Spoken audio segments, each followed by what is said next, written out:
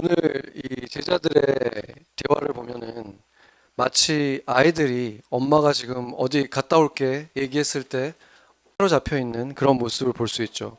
조금 있음이라는 게 무슨 말이냐, 어디 가신다는 말이냐, 이렇게 계속해서 반복해서 서로 묻는 장면이 나타나고 있습니다.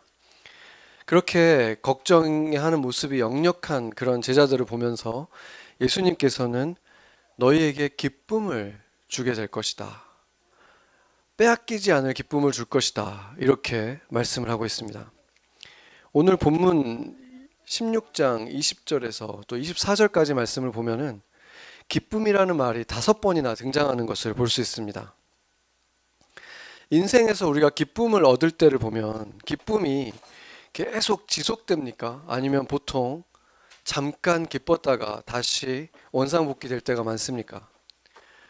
우리가 너무나 소중하게 생각하는 이 기쁨이라는 것은 우리가 그것을 기대하고 그것이 생기기 위해서 노력한 것에 비하면 정말 마치 신기루를 보는 것처럼, 마치 비눗방울처럼 금방 사라져 버리지 않습니까? 여러분 삶에 최근에 가장 기뻤던 때는 언제였습니까? 그 기쁨은 얼마나 지속됐습니까? 우리가 지상에서 누리는 기쁨을 보면 마치 모래성처럼 기대하면서 공들여서 그것을 쌓은 것에 비하면은 너무 쉽게 무너져 버리는 것을 경험하죠. 그런 걸 보면은 기쁨이라는 것은 너무나 예민한 것 같아요. 너무나 민감한 거예요. 조금만 뭐가 잘못되면 와르르 무너져 버립니다. 마치 1년 동안 기다려오고 정말 많은 돈을 들이고 노력을 기울여서 겨우 가게 된 휴가인데 거기에서 가족들과 어떤 마찰이 생겼을 때 그냥 다 망쳐버리는 거야. 거기에서 뭔가 하나가 잘못되면 삐걱거리기 시작하면서 다 그 기분을 다 망쳐버리죠.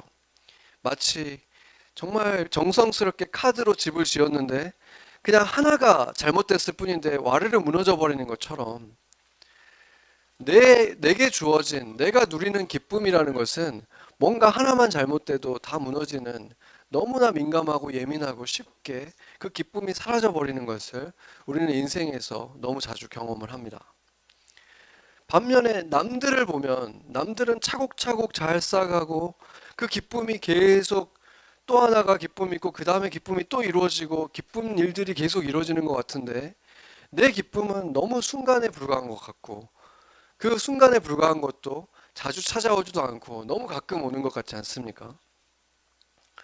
차라리 서로의 삶에 대해서 잘 모르던 시절에 옛날 옛적에는 직접 만날 수 있는 사람들이 내가 아는 사람들의 대부분이잖아요. 그들이 어떻게 살아가는지, 어떤 기쁨을 누리는지, 어떤 힘든 일을 겪는지 우리가 가까이 살면서 그 사람들이 내가 아는 사람의 전부일 때, 그때는 우리가 그들의 삶에도 어려움이 일어나는 걸 눈으로 보니까 내 안의 삶에 어려움이 일어나는 것도 그것을 그냥 받아들이기가 쉬웠어요.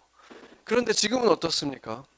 지금은 전 세계 어디 있든 그 사람들의 기쁜 일들은 시시각각 다 보게 되는데 어려운 일들은 알 길이 없고 이런 삶을 살아가니까 기쁜 일들, 내 기쁜 일들은 정말 잠깐 있다 사라지고 그러나 대부분의 시간은 오히려 어려운 시간이 더 많은데 남들은 기쁜 일들만 더 많은 것 같이 보이고 그러니까 어떻습니까? 불만족이 더 많아지는 거예요. 예전에는 그냥 받아들일 수 있었던 것들을 받아들이지 못하고 내 인생은 왜 이 모양인가? 다른 사람들은 안 그런데 내 삶은 왜 그런가? 왜 이렇게 따분한가? 왜 기쁜 일들이 일어나지 않는가? 이렇게 비교할 수 없는 것들과 비교하면서 불만족이 더 심해지는 시대에 우리가 살아가고 있다는 것입니다. 그러다 보니까 어떻습니까? 우리가 느끼는 기쁨은 점점 더 잠깐 있다 사라져 버리는 거예요. 그렇게 될 수밖에 없겠죠. 그러니까 마치 우리에게 주어지는 기쁨은 마치 비눗방울 같아요. 신기루 같아요. 보일 듯 하다가 사라져 버리는 거죠. 그런 기쁨에 익숙한 우리들, 정말 잠깐 있다 사라지는 기쁨에 너무 익숙한 우리에게 예수님은 영원히 빼앗기지 않는 기쁨을 말씀하고 있는 것입니다. 그런 기쁨이 있다고 말하는 거예요. 그런 기쁨이 있으면 얼마나 좋겠습니까? 기쁨이라는 것은 잠깐 있다 사라지든 어떻든 간에 그 정의가 뭡니까? 기쁠 때 우리에게 어떤 일이 일어납니까? 우리의 가슴은 벅차고 마음은 즐거워지고 입가에 미소가 지어지고 사람들에게 너그러워지잖아요. 그런 사람이 된다면, 그 기쁨이 계속해서 지속되는 사람이 될 수 있다면 얼마나 내 인생이 달라질 수 있겠습니까? 어떻게 그런 일들이 있을 수 있을까? 예수님은 그 기쁨을 출산의 고통과 기쁨에 비유하고 있습니다. 물론 출산의 고통과 그것으로 인해서 주어지는 기쁨도 지상의 것이기 때문에 영원한 것은 아니죠. 온전한 것도 아닙니다. 그렇지만 우리가 인생에서 느낄 수 있는 가장 지속이 가능하고 또 큰 기쁨이기 때문에, 가장 우리가 지상에서 인간이 느낄 수 있는 기쁨 가운데에서는 가장 큰 기쁨이고 오래 지속되는 기쁨이기 때문에, 그것이 바로 아이가 태어나고 나서 그 아이로부터 얻게 되는 기쁨이기 때문에 예수님께서 그것을 비유로 말씀해 주시는 거예요. 저도 제가 직접 경험하진 않았지만 아내가 임신하고 출산하는 과정을 제가 지켜봤잖아요. 근데 그게 임신의 그 기간도 정말 쉽지 않은 기간이죠. 이 그래프로 치자면은 이렇게 올라가는 그래프잖아요. 왜냐면 처음에도 힘들지만 몸이 점점 무거워지고 예전에 그냥 당연히 할 수 있었던 것들을 점점 할 수 없게 되고, 정말 그 힘든 고난의 시간이에요. 그 임신의 시간이라는 것도. 그 1년이라는 시간 동안 그렇게 힘들게 시간을 보내는데 그것이 거기서 끝나는 게 아니잖아요. 그 정점이 출산이라는 거예요. 그 출산이 왔을 때 그 출산의 고통, 여기 겪으신 분들도 있지만 그 작가들이 표현한 것을 보면은 몸에 있는 수십 개의 뼈가 동시에 부러지는 고통이라고 합니다. 저는 옆에서 보기만 해도 너무 힘들었지만 그 내가 아픈 것도 아닌데 막 눈물이 나요. 너무 힘들어 보이니까 막 거의 죽음의 고통을 지나가는 것 같이 보이더라고요. 그런데 실제로 그 고통의 수치를 계산을 해보면 인간이 개발한 어떠한 고문 있잖아요. 고문의 기술들. 인간이 감내할 수 있는 어떤 고통의 수치가 있는데 그것을 훨씬 뛰어넘는 것을 만드는 게 고문이잖아요. 그것을 통해서 이제 다 부르게 만드는 건데 그 수치만큼 올라가는 게 그 아이를 출산하는 그 고통이라고 합니다. 그러니까 그게 얼마나 큰 고통이겠습니까? 그런데 그게 또 끝이 아니라는 거죠. 그 어마어마한 고통을 통과해서 아이를 낳았는데 그게 끝이 아니라 육아라는 것은 더욱더 험준한 산이잖아요. 출산하고는 또 비교도 안 되는 그 고통을 겪는 것이 또 육아라는 고생이고 고난인 거죠. 그 아이를 키운다는 것은 어마어마한 희생을 어, 각오하는 것이고 또 엄청난 커밋먼이 포함되는 일인 거죠. 그러니까 인생에 어마어마한 험준한 산을 또 맞이하게 되는 거예요. 임신도 힘들었는데 또 그 출산이라고 하는 어마어마한 고난을 겪게 되고, 출산 이후에는 또 육아라고 하는 더 험준한 산을 맞게 되는 것입니다. 네. 그래서 근데 그것을 보면 제가 정말 놀라운 게 뭐냐면은, 엄마들을 보면 진짜 놀라운 것이 이 엄청난 고난의 여정이라는 것을 보따리로 들고 태어나는 거잖아요. 이 아이가 한 명이 태어날 때. 그런데 이 아이를 우리가 엄청난 기쁨으로 맞이한다는 거예요. 이 꾸러미, 고난의 꾸러미를 들고 태어나는 아이를 정말 큰 기쁨으로 우리가 환영한다는 거예요. 그러면은 그 첫 번째 아이가 그런 것이라는 것을 우리가 경험을 하고 나면은 이제 두 번째 아이가 태어날 때 그러면 우리가 우울하게 그 아이를 맞이하지 않잖아요. 그걸 다 경험했으면서도 그 아이가 태어날 때는 또 어마어마하게 큰 기쁨을 가지고 그 아이를 또 맞이하게 된다는 거죠. 정말로 놀랍지 않습니까? 왜 그렇습니까? 그것은 이 나라고 하는 이기적인 존재가 우리라고 하는 작은 공동체를 가슴에 품고 살아가는 새로운 존재가 되었기 때문인 것입니다. 그러니까 이제는 예전에 그 그 사람이 아니라 아이를 낳고 나서 엄마는 새로운 존재가 되었기 때문에 그것을 기뻐할 수 있게 된 거예요. 그 새로운 생명이 이 세상에 또 하나의 빛을 선사하도록 그 길을 안내하고 돕는 일을, 예전에는 상상도 할 수 없는 많은 일들을 감당해내는 존재로 그들이 변화된 거예요. 새로운 존재로 에볼루션이 일어난 거예요. 더 이상 예전에 그 사람이 아닌 것입니다.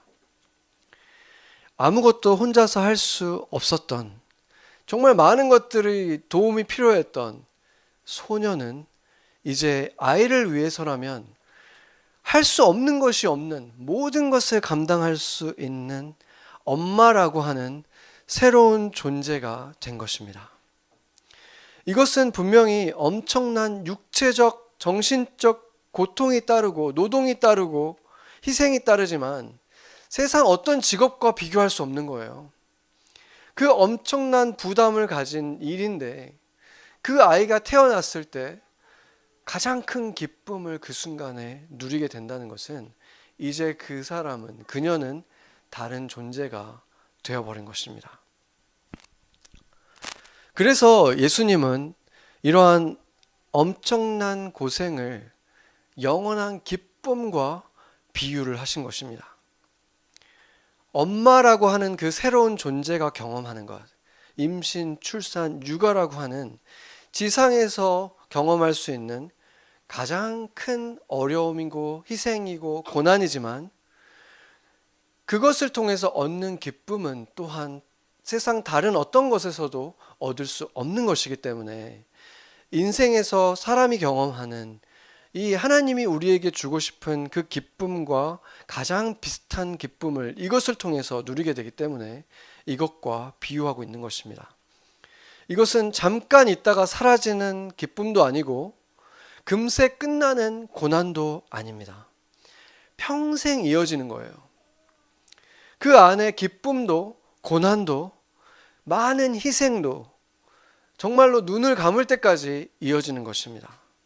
여러분들 지금 다 성인이 된 지 오래됐잖아요. 이미 부모님의 품을 떠난 지는 오래됐고, 더 이상 부모님의 직접적인 도움을 없이 지금 살아갈 수 있도록 독립된 채로 살아가고 있다고 할지라도 여러분들의 부모님을 보세요.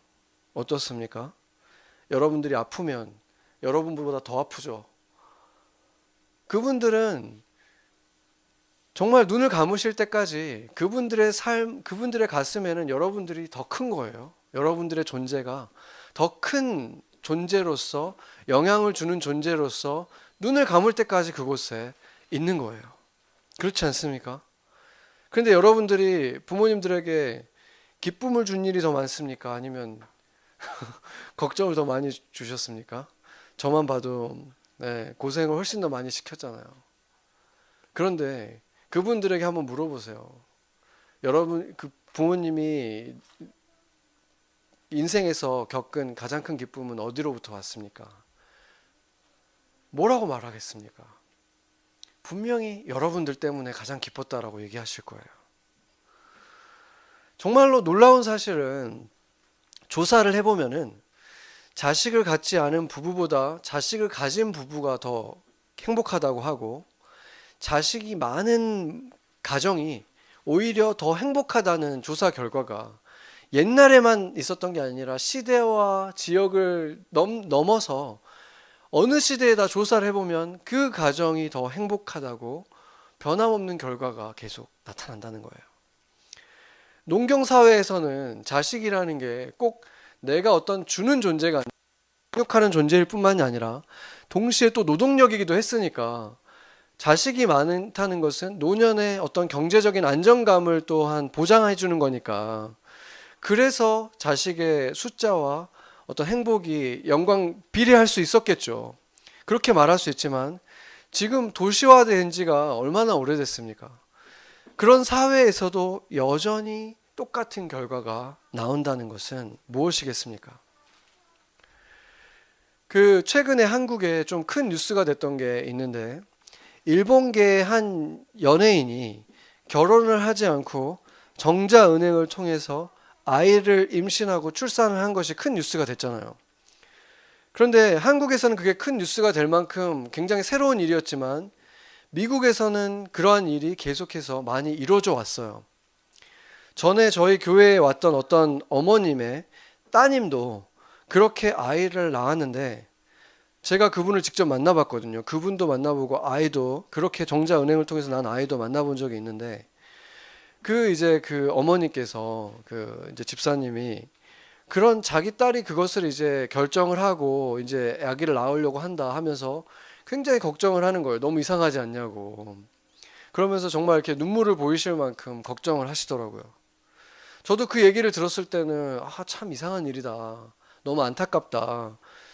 뭐 남자 만나면 될 텐데 왜 그렇게 할까? 정말 이상하다라고 그때는 제가 그렇게 생각을 했는데 나중에 제가 그 아이가 태어나고 나서 그 아이와 엄마 그리고 그 이제 걱정을 하셨던 어머니까지 세 분을 같이 만난 일이 있었는데 그분들을 봤을 때는 정말 다른 가정하고 다를 바가 없어 보였어요. 물론 아버지가 없다는 것은 뭐 아쉬운 일이긴 하지만 그 엄마는 진짜 엄마처럼 보였어요. 그 아이를 너무 사랑하는 엄마처럼 보였고 그렇게 걱정을 했던 그 어머니 있잖아요. 그 딸의 어머니도 그냥 여느 할머니하고 똑같은 눈빛으로 그 아이를 바라보고 있더라고요. 내 딸의 자식을 바라보는데 그냥 어느 할머니와 다를 바 없는 할머니로 보였습니다. 그 이유는 그 사피엔스를 그 저자 유발 하라리가 이렇게 말하더라고요. 그렇게 희생함을 일부러 선택해서 희생을 결정하고 희생하는 삶을 살면서도 그것을 기뻐하는 이유가 바로 인간에게는 의미 있는 삶을 살고 싶어 하는 것이 가장 강한 욕구라는 거예요. 그래서 그들은 그것을 통해서 의미 있는 삶을 살아가는 것, 영어로는 purposeful한 삶을 살아가게 되기 때문에 그들이 그것을 선택하는 것이다라고 해석을 하고 있습니다. 그는 인생의 가장 큰 기쁨, 가장 내면의 깊은 기쁨이 어떤 육신의 편안함에서 오는 것도 아니고 고생의 대가를 내가 직접 받게 됐을 때, 직접적인 보상을 받을 때 오는 것이 아니라는 것입니다.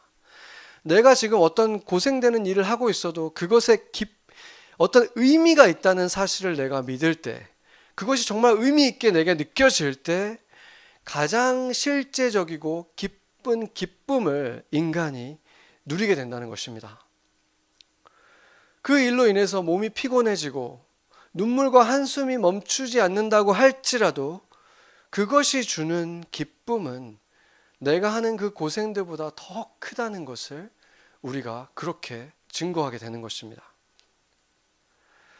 저도 요즘에 그 애들을 좀 자주 보거든요. 거의 매일 아이들과 붙어서 시간을 보내는데 그러다 보니까 부모라는 것이 무엇인지 다시 한번 더 솔직히 좀 있는데 이게 이제 시작에 불과하잖아요. 우리 애들이 이제 더 커가고 이제 그러면은 대화할 때 내 영어도 더 딸리고 그러면 대화도 더 답답해질 수 있겠죠. 아이들도 답답해지고 나도 답답해지고 그러면 이제 더 조금 고난이 될 수도 있을 것 같아요. 그런데 지금이 육아가 예전보다 더 힘들어진 거죠. 아이들의 양육이 더 힘들어졌지만 지금도 저에게 인생의 가장 큰 행복이 무엇이냐 묻는다면 우리 아이들이라고 정말 주저하지 않고 대답할 수 있을 거예요. 인생에 정말로 큰 행복들이 하나님이 주시는 행복들이 있지만 그 중에 가장 큰 행복 중에 하나가 이 아이들이라고 주저함 없이 얘기할 수 있는 거죠. 이성적으로는 이렇게 점점 더 고생이 심해지는데 어떻게 그럴 수 있나 그렇게 생각할 수 있잖아요. 그런데 제가 직접 겪고 있는 진실이고 대부분의 부모들에게 물어봐도 똑같은 대답을 하실 겁니다. 그래서 부모의 사랑이 하나님의 사랑과 가장 가까운 것이죠. 성경에서도 하나님의 사랑을 엄마의 사랑하고 굉장히 많이 비유를 하시잖아요. 그렇지만 사실은 그것은 그럼에도 불구하고 완벽한 것은 아니고 비유에 불과하다는 거죠. 그것보다 더 완벽할 수 있는 것을 주님께서 오늘 말하고 있는 것입니다. 자식을 낳고 키우면서 그 과정에서 누릴 수 있는 그 기쁨을, 희생과 고난을 동반한 그 기쁨을, 새로운 새로운 존재가 되어가는 그 과정 속에서 너희가 얻게 될 그 기쁨을, 소녀가 엄마가 될 때 느끼게 되는 그 기쁨을 느낄 수 있다. 자신밖에 모르고 살던 이기적인 나라고 하는 존재가 우리라고 하는 것을 더 중요하게 생각하고 더 소중하게 생각하게 되는 일. 예수님을 만남을 통해서 영적인 자녀를 낳고 그들을 가슴에 품고 살아가고 그들을 자라게 하는 것을 돕는 제자가 되는 삶. 제자가 되어서 제자를 만들어가는 그 삶. 작은 그리스도가 되어서 작은 그리스도들을 낳고 그들이 그리스도를 닮아가는 것을 돕는 그 삶. 그것이 주님께서 우리에게 주고 싶은 영원한 기쁨의 이유가 될 수 있다는 것입니다. 예수님은 굳이 불안하고 연약한 제자들, 지금도 예수님이 간다고 하니까 지금까지 여러 번 말했잖아요. 내가 다시 돌아올 거고 그때가 되면 기쁠 거라고 이미 그 전에 말했잖아요. 내가 떠나가는 것은 너희가 거할 방을 내가 마련하러 가는 것이다 라고 말을 했잖아요. 그런데 제자들은 지금 수군거리면서 직접 예수님에게 물어보지도 못하잖아요. 직접 나 지금 떠나는 거 맞아? 이렇게 말할까 봐 두려워가지고 지금 이게 무슨 말이냐, 이게 무슨 말이냐 여러 번 말했는데, 이런 제자들에게 예수님께서는 너희들을 통해서 내가 제자들을 온 열방에서 세우고 싶다, 이 말을 하고 있는 거예요. 그들이 완전하지 않은데 지금 이 말을 하고 있는 거예요. 이 지금 고 투성이고 불안해하고 있는 이들에게 너희를 통해서 그 일을 할 것이다. 그 놀라운 신비가 거기에 있는 것입니다. 부모는 이미 된 상태에서 아이를 낳는 사람은 아무도 없습니다. 준비된 채로 낳는 게 아니에요. 아이를 낳고 나서 부모가 되는 거예요. 엄마가 제자를 세우는 순종을 해나갈 때, 나는 아직 부족하고 제자를 세울 준비가 안 된 것 같지만 주님께 순종하면서 제자를 세우는 삶을 시작할 때, 제자를 세우고 이끌고 할 때 예수님의 제자가 될 수 있는 것입니다. 그 한 생명이 태어나고 자라는 것을 돕는 과정은 한 존재가 이제 내가 아니라 우리라고 하는 공동체를 세워가는 새로운 존재로 거듭나가는 과정인 것입니다. 소녀는 엄마가 되고 가정이라고 하는 공동체를 세우게 되고, 자기밖에 몰랐던 젖먹이였던 우리들은 제자를 세우고 제자를 태어나게 하고 양육하는 그 과정을 통해서 교회를 완성시키는 제자가 되었습니다. 아멘. 그것이 우리가 순종하면서 해나갈 때 누릴 수 있는, 빼앗기지 않는 영원한 기쁨이 되는 것입니다. 이것이 영원까지 이어지는 이유를 한번 생각해 보세요. 자녀들은 언젠가 부모의 품을 떠나갑니다. 더 이상 우리가 줄 수 있는 것은 제한적이에요. 우리의 말을 들어주지 않는 날이 언젠가 오고 그들 스스로 판단해야 되고 결정할 날이 오잖아요. 그런데 제자는 우리가 말을 할 수 없게 될 때까지, 심지어 말을 못할 때도 우리가 기도해 줄 수 있잖아요. 그렇기 때문에 정말 내가 주님 만나기 직전까지 할 수 있는 일이 바로 영적인 제자들을 낳는 일. 그들이 잘 자라도록 기도해 주고, 때로는 다그치기도 하고 성경을 가르치기도 하고 중보하기도 하고, 어떠한 형태가 되었든 정말로 영원까지 이어질 수 있는 일은 영적인 자녀들을 낳고 그들을 주님 앞에 이끌어가는 것입니다. 그러한 종류의 기쁨은 비눗방울 같은 기쁨일 수가 없는 것입니다. 신기루처럼 잡힐 듯 사라지는 기쁨이 아닌 것입니다. 그것은 계속해서 이어질 것이고, 주님 만나는 날에 그 모든 것들의 기쁨을 다시 한번 우리가 경험하게 되는 것입니다. 그렇기 때문에 그 사라져버리지 않을 기쁨을 너희의 목표로 삼고 살아라. 이렇게 예수님이 계속 우리에게 알려주고 있는 것입니다. 인생은 결코 만만하지 않고 쉽지 않습니다. 예수님도 오늘 본문에서 세상에서 너희는 환난을 당한다. 33절에 보면은 이렇게 말하죠. 세상에서는 너희가 환난을 당하나 담대하라. 내가 세상을 이기었노라. 이렇게 말씀을 하십니다. 우리 모두 앞에는 험준한 산들이 있다는 거예요. 그게 하나둘이 아니라 한 번 지나가고 끝이 아니라 인생 내내 마주할 거라는 것을 지금 말씀하고 있는 것입니다. 그것은 고통스러운 일이죠. 그 험준한 산을 만날 때 좋아할 사람이 누가 있겠습니까? 육신적으로 정신적으로 우리가 계속해서 희생해야 되고 고통을 받는 일들이 따른다는 거예요. 그것은 그냥 올지도 모른다라고 얘기한 것이 아니라 온다라고 분명하게 말씀을 한 거예요. 결혼을 한 사람들은 알 거예요. 결혼이라는 것이 그냥 핑크빛 일이 아니라는 것을 다 알잖아요. 우리가 결혼 안 한 사람은 그게 핑크빛이겠지라고 생각하지만 그것조차도 고난이고, 모든 것들은 결국에는 고난을 동반하지 않은 진짜 제대로 된 기쁨 가운데에서 쾌락이 아닌 이상은 고난을 동반하지 않은 게 없죠. 그래서 주님께서는 고난에 놀라워하지 말라는 거예요. 분명히 너희는 고난을 겪을 거야. 험준한 산은 분명히 너희 삶에 끊이지 않고 있을 거야 라고 말해줬다는 것입니다. 그런데 그렇게 말해주셨기 때문에 우리에게는 그게 헛되지 않다는, 그것을 우리가 받아들일 때 세상 사람과는 좀 다르게 받아들일 수 있다는 거죠. 세상 사람들도 그리스도인들도 고난을 당하는 것은 똑같아요. 고난을 받는 그 보이는 고난의 모습은 다르지 않아요. 그런데 우리는 예수님께서 이미 그것을 예정해 놓으셨다는 이유 때문에 그것이 무의미하지 않다는 사실을 알 수 있다는 거예요.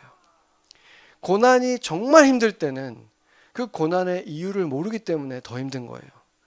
그것이 정말로 운 없이 내가 운이 없어서 일어난 일이고 이것에는 아무런 의미가 없다라고 생각할 때 더 힘들어지는 거예요. 그렇지만 우리는 너희 삶에 고난이 있을 거라고 말씀해 준 주님이 단지 그렇게 말씀만 해주고 우리 곁을 떠나신 게 아니라 성령으로 우리에게 임하셔서 우리와 함께 그 길을 걸어주신다고 약속하셨고, 내가 주님을 부를 때마다, 주님을 인정할 때마다 그 고난의 길을 같이 걸어주시기 때문에 그 고난들이 무의미하지 않고 분명한 목적이 있기 때문에 우리는 고난을 당할 때 세상 사람들과 전혀 다른 모습으로 지나갈 수 있다는 것입니다. 현대인들에게 있어서 그 고난은 어떤 것입니까? 그 고난이라는 것은 무의미한데 그들은 그렇다면 어떻게 해서든 피하고 지나가야 되는 거잖아요. 그 산을 만나고 계곡을 만날 때 최대한 내 기쁨과 행복을 지키기 위해서 그것을 피해야 되는 게 그들의 삶의 목적이잖아요. 그러면 얼마나 불안합니까? 그것을 피하려고 아무리 노력해도 피할 수 없다는 사실을 이미 수십 번의 고난을 통해서, 인생의 경험을 통해서 알고 있는데, 그러면서도 피하고 싶어서 피하려고 노력하며 살아가는 그 인생, 그 깨금 발을 뛰면서 살아가는 그 인생이 얼마나 불안합니까? 그러나 고난이 무의미하지 않고 주님께서 그 길을 함께 하신다고 믿는다면 우리는 그 순간에도 주님을 찬양할 수 있는 거예요. 그 시간이야말로 사망의 음침한 골짜기를 지나가는 그때야말로 주님에게는 내 적을 무찔러 줄 수 있는 막대기를 가지고 계시지, 내가 혹시 실족하게 될 때 내 목을 끌어주실 지팡이를 주님께서 가지고 계시지, 바로 그 주님께서 나의 주님이시고 지금 내 앞에서 걷고 계시지 하는 그 사실을 더 확실하게 확인하게 되는 시간이 오히려 그 고난의 시간일 수 있다는 사실을 우리가 알기 때문에 그때에도 찬양하는 거예요. 시편 23편의 마지막이 어떻게 끝납니까? 그 사망의 음침한 골짜기를 끝나고 나서 주님이 내 앞에 그 원수들의 목전에서 상을 차려주신다 그랬어요. 그래서 내 기쁨이 넘치고 내게 부어주신 그 기름이 넘쳐서 내 잔이 넘친다라고 말씀하신 것. 그리고 내가 주의 집에서, 아버지의 집에서 영원히 찬양할 것이라고 말씀하신 것이 그 사망의 금칠한 골짜기를 지난 후에 일어났던 일인 것입니다. 그 영원한 기쁨은 언제나 그 사망의 음침한 골짜기 같은 시간을 지난 후에 우리에게 주어주신다는 거예요. 그 사실을 안다면, 우리는 사망의 음침한 골짜기를 피할 수 없다는 사실을 안다면, 그 시간에 우리는 오히려 주님께 가까이 다가가서 나와 함께 해주시는 분, 나를 지켜주시는 그분, 그분의 그 숨소리를, 그분의 발자국 소리를 더 가까이에서 경험하고 느끼고 그분과 내 가슴이 더 가까이 닿는 시간으로 삼을 수 있는 것입니다. 그렇게 우리가 살아갈 때 우리 주변에 있는 제자들은 무엇을 볼 수 있겠습니까? 아, 세상 사람과 그리스도인들도 똑같은 고난을 겪지만 그들의 반응은 이렇게 다르구나.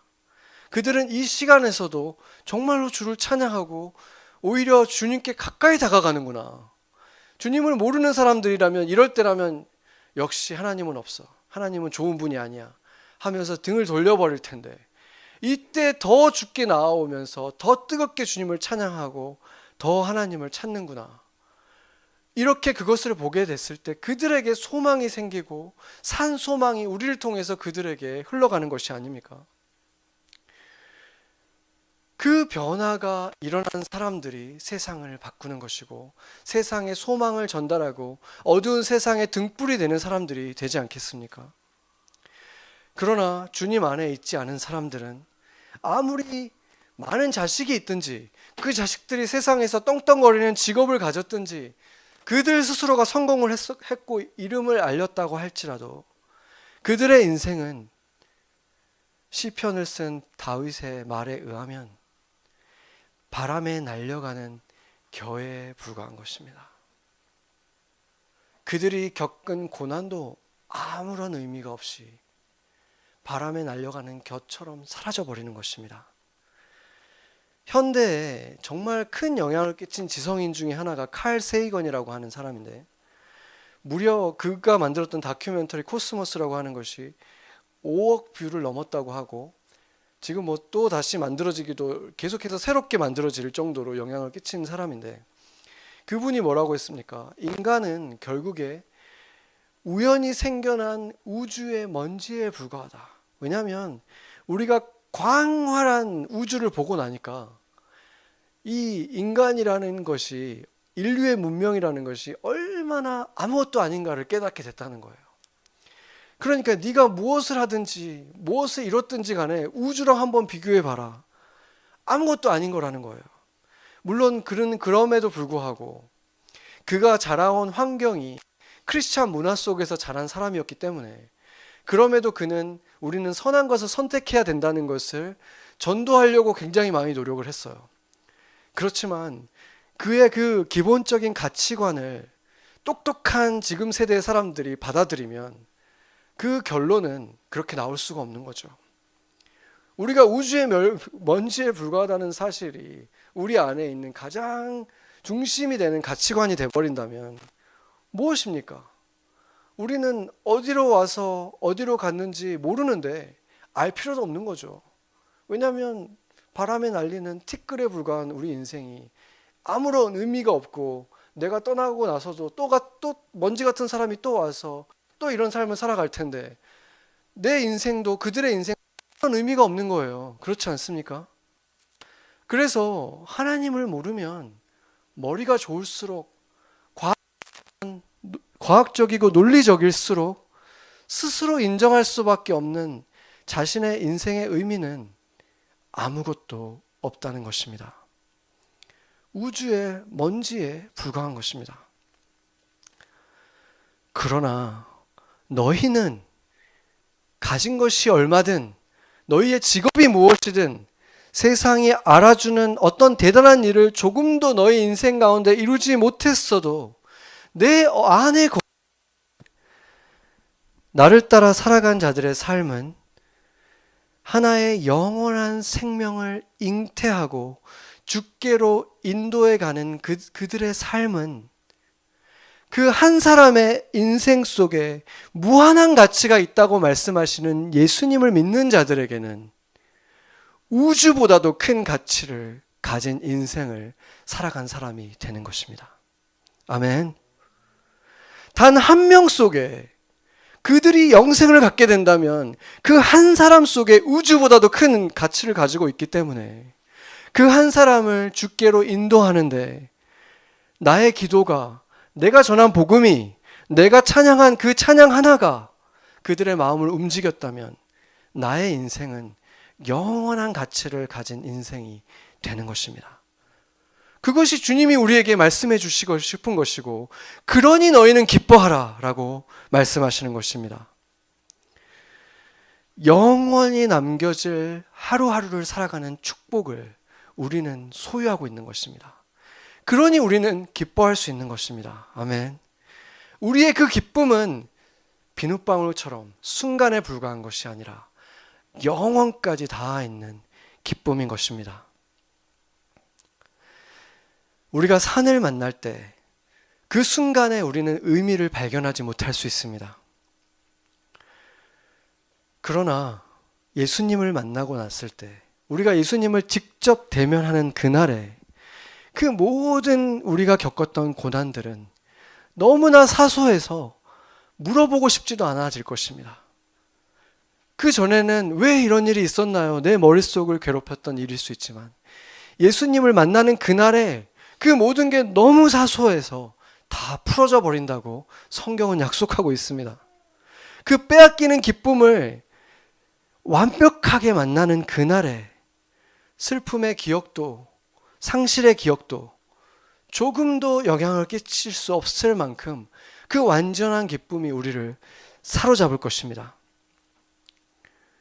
누군가를 사랑하기 위해서 참은 인내, 포기한 복수, 이를 악물고 원수에게 베푼 친절은 결코 헛되지 않았습니다. 바로 그것들이 우리가 영원히 기뻐할 기쁨의 이유들이 되기 때문인 것입니다. 우리는 그것들을 위해서 살아야 되는 것입니다. 우리가 예수님을 만나게 되는 날, 예수님만 만나는 것이 아니기 때문에 그래요. 그때 우리가 만나게 될 사람들이 있어요. 내가 복수하기를 포기했던 그 사람이 내가 포기한 그 복수 때문에 예수님을 만나게 됐고, 그 사람이 예수님을 만나는 그날에 우리 눈앞에 있게 된다면 내가 그것을 주님께 따지게 되겠습니까? 내가 저 사람 때문에 내 인생이 얼마나 힘들었는지 아세요? 그것을 주님께 따지고 묻겠습니까? 그렇지 않게 된다는 거예요. 주님께서 우리에게 이렇게 약속하신 것, 너희의 기쁨을 빼앗을 자가 없을 것이고 너가 나를 만나는 날에 아무것도 묻지 않을 것이다 라고 약속하실 수 있는 이유는 바로 거기에 있는 거예요. 인생에 내가 겪은 고난들 하나하나가 내가 도저히 이해하지 못했던 그 일이, 그 사건이 바로 내가 한 사람을 주님께 인도하게 만든, 한 사람이 내가 그 고난을 지나면서도 주님을 떠나지 않고 주님을 사랑하는 사람으로 남아있을 수 있게 되었던 바로 그 사건이 한 사람을 주께 인도하는 이유가 되었기 때문에 내 인생에 주님의 기쁨을 소유하며 살아가는 사람으로, 빼앗기지 않는 기쁨으로 남게 된 이유가 바로 거기에 있다는 사실을 우리가 깨닫게 되기 때문에 우리의 인생은, 우리 삶에 일어났던 모든 고난들, 조각조각들 하나하나가 다 결국에는 기쁨의 이유가 된다는 사실을 우리가 깨닫게 되어 가기 때문에 주님께 묻지 않는 것입니다. 주님께서는 이렇게 담대하게 확신의 참 목소리로 빼앗기지 않을 기쁨을 너희가 갖게 될 것이다 약속하신 것입니다. 아멘. 그래서 여러분들이 인생을 살면서 앞으로도 산들을 만나게 될 것이고 이해가 되지 않는 고난들을 겪게 되겠지만 너무나 역설적이게도 그 순간에 우리가 선택하게 되는 것들, 주를 위해서 선택하는 바로 그 선택들이 내 인생의 목적을 가장 빛나게 만들어주는 사건들이 되는 것입니다. 아멘. 여러분들도 한번 구체적으로 한번 생각해 봤으면 좋겠어요. 지금 크리스마스가 다가오고 있잖아요. 크리스마스 때 받았던 선물들, 여러분들 지금까지 아마 30년을 살았다면 거의 30개 이상의 선물들을 받았을 텐데 기억나는 건 도대체 몇 개나 됩니까? 우리 아이들은 지금 8번의 큰 선물들을 크리스마스 때는 들여왔는데 얘들이 그걸 기억하고 있을까? 우리 인생에 성인이 된 이후에 받았던 선물들도 한번 생각해 보세요. 더 중요한 거는 내가 어떤 한 사람에게 복음을 전했는데 그 사람이 그 예수님의 사랑을 경험하는 것 같은 그 찰나를 우리가 보게 되었을 때 그것이 줄 수 있는, 그것은 우리 삶에 잠깐 있다 사라지는 기쁨이 아니기 때문에 시간이 지나면 또 떠올라요. 우리가 선교지에 가서 했던 어떤 일들, 내가 복음을 전하면서 만났던 어떤 한 사람, 제가 만났던 홈리스들, 그때는 그게 내 인생에 어떤 영향을 줄지 몰랐는데 시간이 지나면 지날수록 그때 내가 왜 이런 일을 시간 낭비같이 느껴졌을 만큼 열매가 보이지 않았던 일들이 시간이 지나면 지날수록 그때 그곳에 있기를 내가 참 잘했다. 그때 그 기도 모임에 나 혼자 앉아 있었던 그 기도 모임에서 내가 기도했던 것이 참 잘했구나. 시간이 지날수록 더 값진 일이 되는 거예요. 주님 안에 있을 때 더 확신하게 되는 일들은 바로 그런 것들이 진짜 선물이 되는, 내 인생의 큰 선물들이 된다는 것입니다. 그렇다면 우리는, 영적으로 성숙해진 우리는 어떠한 것을 많이 하는 삶을 살아야겠습니까? 어떠한 것에 더 내 시간을 들이면서 살아야 되겠습니까? 주님께서 시브리서 12장 2절에 이렇게 말씀하셨죠. 그는 그 앞에 있는 기쁨을 위하여 십자가를 참으사 부끄러움을 개의치 아니하시더니 하나님 보좌 우편에 앉으셨느니라. 아멘. 때로는 아무도 알아주지 않는 아주 소심한 친절이 될 수 있을 것입니다. 때로는 정말 담대하게, 내 인생에 그렇게 담대한 적이 없었는데 지금 이 순간만큼은 담대하게 내가 그리스도가, 예수님이 그리스도다라고 선포하는, 정말 앞장서서 선포해야 되는 일이 될 수도 있을 것입니다. 그것이 무엇이든지 간에 주님께서 그 시간에 나에게 하기를 원하시는 그 일들을 해나갈 때, 부끄러움을 개의치 않고 그 일을 해나갈 때 결국은 그 부끄러웠던 일이, 그 힘들게 했던 그 일이, 순종하며 했던 그 일이 나를 하나님 보좌 옆에 앉게 만드는 그 이유가 되는 일이 된다는 것입니다. 여러분, 지금 우리 MLTC 13기가 오늘이 마지막 수업이에요. 마지막 훈련인데 정말 어려운 시기에 가르치는 사람들도 힘들고 또 배우는 사람들도 정말 쉽지 않은 그 시간을 우리가 지나왔는데, 이것도 어떻게 보면 우리 스스로 선택한 고난이죠. 그냥 안 하고 지나가도 되는데 굳이 해가지고 내가 왜 이 고생을 하나 하는 생각이 순간순간 들 수도 있었을 거예요. 아니야? 네. 눈을 피하는 거는 어떤 의미인지. 네. 그래서 그렇지만 여러분, 진짜 나중에 참 잘했다, 내가 그때 그 선택을 한 걸 참 잘했다 한 일 중에 하나가 될 것입니다. 내가 주님이 가라고 한, 이게 여기서 뭘 배웠다는 것이 지금 당장 남지 않을 수도 있어요. 정말 하나도 안 남을 수도 있어요. 그렇지만 내가 이 시간에 주님이 하라고 한 일을 순종하면서 그 10주 가까이 되는 시간 동안에 주일 저녁에 피곤한데 그 길을 내가 들어와서 그 자리에 앉아 있었던 거가 참 잘했던 일이구나 하는 그 기쁨을 줄 수 있다는 것이죠. 네, 여러분들이 아마 지금 엑스 순장님들 우리 교회 지금 많이 있잖아요. 그 순장했을 때 되게 힘들고 어려운 일들 많았을 거예요. 막 답장 아무도 안 해주고 무풀 해주고 이러면은 막 마음에 어려워지고 했을 텐데, 그런 시간을 지나왔지만 내가 주님 안에서 어떤 기쁨을 누리고 있을 때 생각해 보면 그때 내가 그래도 그걸 했던 거가 참 좋은 일, 잘했던 거다라고 아마 생각하게 될 거예요. 지금 순장을 맡고 있는 분들도 이 코로나 시기에 내가 하필 순장이 돼가지고 내가 뭘 해야 될지도 모르겠고 마음에 그냥 죄책감만 생기고 힘들다 이런 생각하지만 나중에 정말 다시 원상복귀 됐을 때 그때 내가 그래도 그 시간 붙들고 있었던 것, 주님 안에서 내가 붙들려고 마음 썼던 이런 것들이 내가 주님 안에서 누렸던 천국이었다라고 말할 수 있게 될 거예요. 저도 그렇다고 믿습니다. 정말 혼자서 골방에서 방송을 하고 지금은 그래도 얼마나 이게 풍요로운 상황입니까? 그때에 비하면. 그렇지만 그때를 지금 돌아봐도 너무 감사한 시간이었어요. 그때는 힘들었지만 정말로 골방에서 주님만 바라보고 주님 바라보지 않으면 주님 의지하지 않으면 도저히 할 수 없었던 그런 일이더라고요. 어저께 제가 그 크리스마스 애들을 위해서 한번 영상을 한번 녹화해서라도 해봐야지 하고 집에서 이렇게 스크린 보면서 하려고 하는데 정말 어려운 거예요. 이제 혼자서 한다는 게. 그때 내가 어떻게 했을까.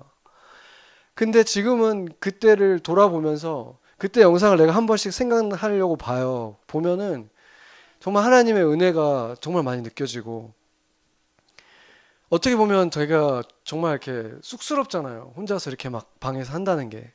그런데 그 십자가 같은 일을 감당했을 때 교회가 예배를 한 번도 멈추지 않고 할 수 있었다는 거. 그게 얼마나 보람된 일입니까? 얼마나 기쁜 일이에요.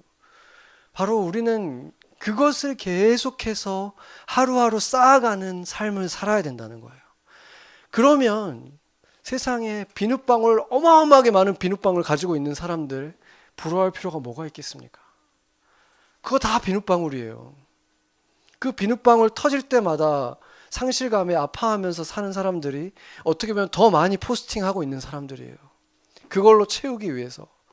우리는 그런 거 없이 주님을 위해서 고난을 피하지 않고 그걸 통해서 한 사람이 예수 믿게 되겠다. 한 사람이 예수 보게 되겠다. 내가 지금 이거를 좀 참는 모습, 주님 안에서 인내하는 모습을 보여줌을 통해서 내 아이가, 내 주변의 사람들이 예수 믿으면 좋겠다. 그 고난을 감당하면서 살아가는 우리 그리스도인들이 될 때 지금 이 시기가 그리스도인들이 빛나기에 가장 좋은 시기가 될 것입니다. 이제 얼마 안 남았습니다. 그 날이 올 때까지 그리스도인들이 정말로 그리스도인들답게 그 주변에 있는 사람들에게 작은 등불이 되어서 그리스도인들은 고난의 시간에 어떻게 반응한다. 그 흔적들을 보이면서 주님과 함께 그 걸음, 함께 해주시는 주님의 십자가의 걸음을 걸을 때 온 땅은 이 시간이 끝난 후에 교회에 대해서 다르게 보게 될 것입니다. 같이 기도하시겠습니다.